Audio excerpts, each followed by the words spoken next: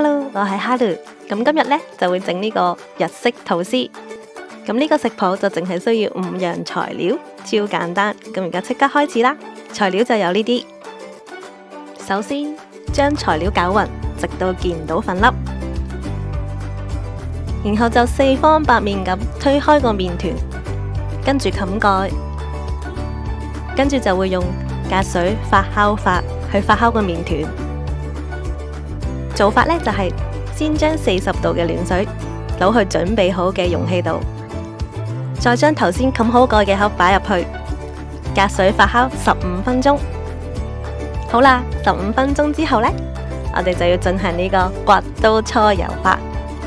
首先呢，就將個麵團往四面八方咁推開，然後就往上拉，然後就又跌翻落嚟，跟住就上下反轉。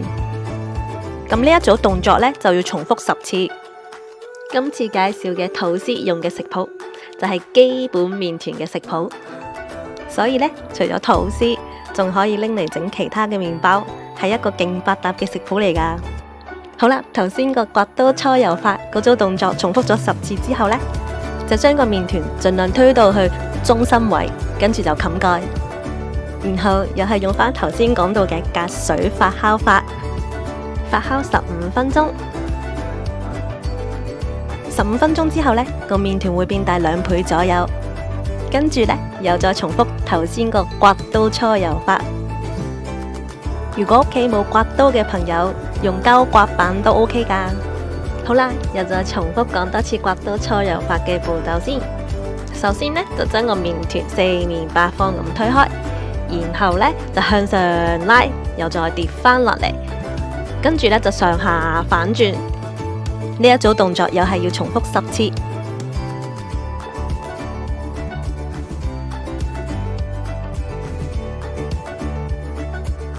好啦，咁個刮刀搓油法呢組動作重複10次之後，咁就將個麵團盡量推返到去容器嘅中心位，跟住冚蓋，然後又再次用隔水發酵法去發酵15分鐘。好啦，又再重複講多次隔水發酵法嘅步驟先。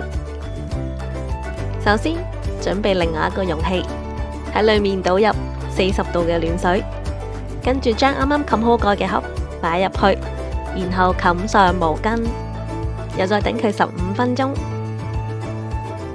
15分鐘後，個麵團呢大概就會脹大2.5倍左右嘅，咁就算發酵完成噶啦。好啦，而家就係進行下一個步驟。首先呢，就喺個油面板上面撒少少麵粉啦，跟住呢，就放上啱啱發酵完成嘅麵團，咁就拍下佢啦，就進行排氣。咁你撳完佢排完個麵團之後，你會發現佢好似變到披薩咁大塊嘅時候，咁點做呢？咁其實呢，就將佢對接完之後呢，先再進行分等嘅動作就 OK 噶啦。今次呢，我就用咗個貓咪吐司模啦，咁所以呢，我就要將呢一個麵團呢就分成3份。貓耳仔嘅部分呢，就會用40克2粒，跟住剩低落嚟呢，就係用嚟整貓個樣個麵嘅部分。咁如果係一般嘅吐司模嘅話呢，就將麵團呢分成2等份呢，咁就 OK 噶啦。喺呢邊呢，就講下搓圓嘅步驟先。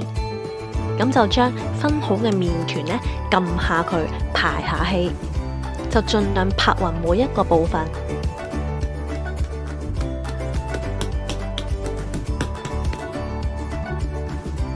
就先將佢對接，就等個麵團呢頭尾左右呢都相連啊。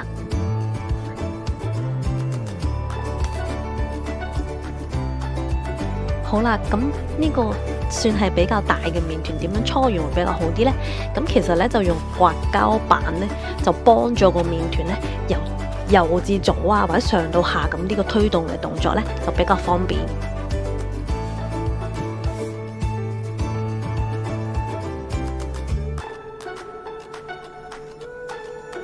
然後就將個麵團埋口嗰個位啊，捻翻靚仔佢就 OK 噶啦。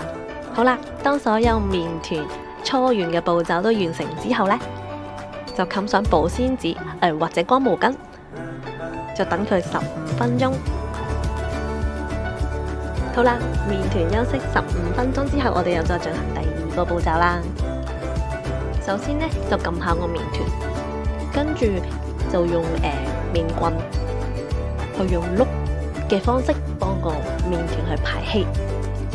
咁首先呢，就將個麵棍呢擺喺個麵團嘅中心位啦。咁由個中心位呢向上、向下、向左、向右咁碌出去。碌完之後呢，就要進行下一個步驟，就係將個麵團呢摺成3等份。咁你摺成3等份嘅時候呢，都會有少少唔平均嘅情況出現嘅。咁就稍微撳下個麵團啦，咁就將佢個唔平均嘅位呢，就撳翻靚仔佢，然後就慢慢由下往上咁樣捲起佢。記得要慢慢咁捲啦，令到呢個厚度前後呢就盡量係均等嘅。咁而家呢，就用快鏡去示範第2粒嘅細麵團。咁就同頭先一樣啦，先用手呢就撳下個麵團，然後就用麵棍去碌個麵團去做排氣嘅動作，跟住就摺成3等份，慢慢捲起佢就 OK 噶啦。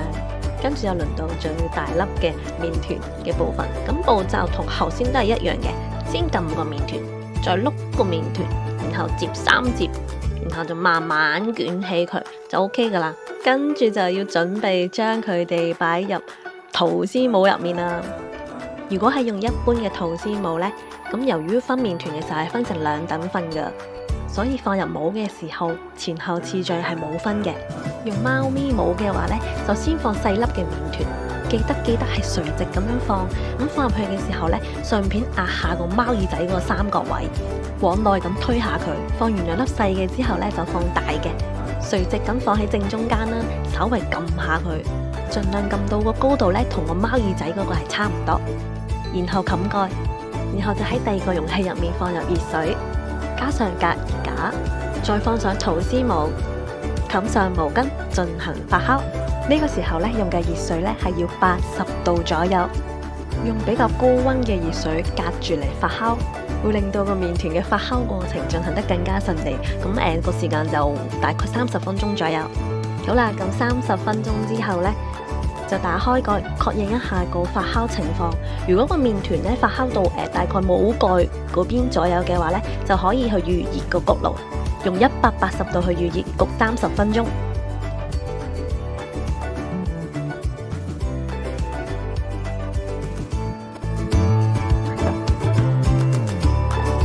記得焗完之後要即刻拎出嚟，大力咁掟下佢脫模。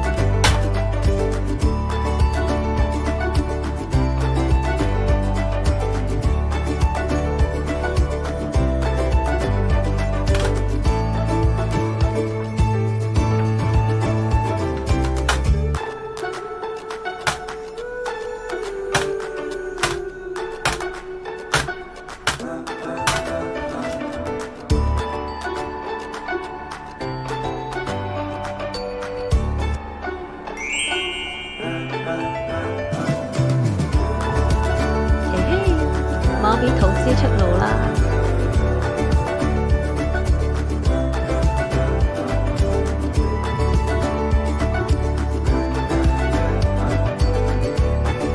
呢個時候就係影相嘅好時機啦！